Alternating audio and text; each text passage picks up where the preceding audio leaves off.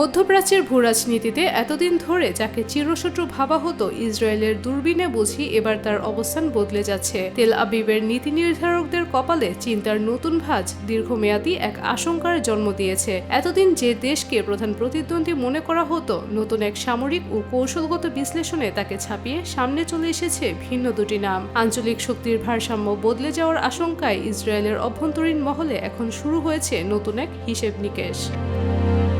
মূলত ইরানের পর এবার মধ্যপ্রাচ্যের অন্য দুই শক্তিশালী সুন্নি রাষ্ট্র তুরস্ক এবং মিশরকে নিজেদের দীর্ঘমেয়াদী কৌশলগত টার্গেট বা হুমকি হিসেবে দেখতে শুরু করেছে ইসরায়েল। ইসরায়েলের প্রভাবশালী দৈনিক মারিভে প্রকাশিত এক সামরিক বিশ্লেষণে দাবি করা হয়েছে, দীর্ঘমেয়াদী ইসরায়েলের সবচেয়ে বড় কৌশলগত চ্যালেঞ্জ ইরান নয়, বরং তুরস্ক। ন্যাটোর দ্বিতীয় বৃহত্তম এই সামরিক শক্তিটি বর্তমানে নিজেদের চাহিদার প্রায় ৮০% অস্ত্র দেশীয় প্রযুক্তিতে তৈরি করছে। বিশেষ করে তুর্কি ড্রোনের কার্যকারিতা, গাজা ইস্যুতে কঠোর অবস্থান এবং মুসলিম বিশ্বের নেতৃত্ব নেওয়ার প্রয়াস তেল আবিবকে নতুন করে ভাবতে বাধ্য করছে।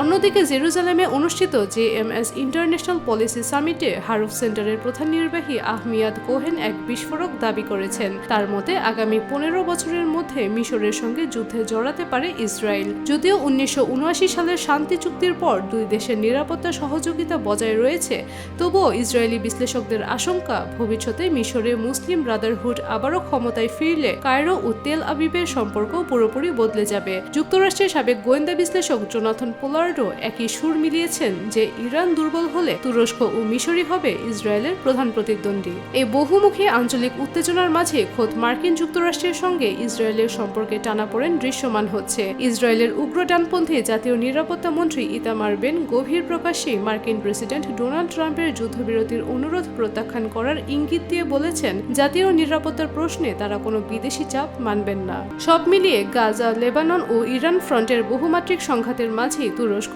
ও মিশরের এই সম্ভাব্য উত্থান তেল আবিবের জন্য এক জটিল সমীকরণ তৈরি করছে। ওয়াশিংটনের অবিচ্ছেদ্য সমর্থন সত্ত্বেও ইসরায়েলের অভ্যন্তরীণ উগ্র ডানপন্থী রাজনীতি এবং কৌশলগত জেদ মিত্রদের সঙ্গে দূরত্ব বাড়াচ্ছে, যা দীর্ঘমেয়াদে পুরো অঞ্চলের বন্ধু ও শত্রুর চিরচেনা সংজ্ঞাকেই ওলটপালট করে দিচ্ছে।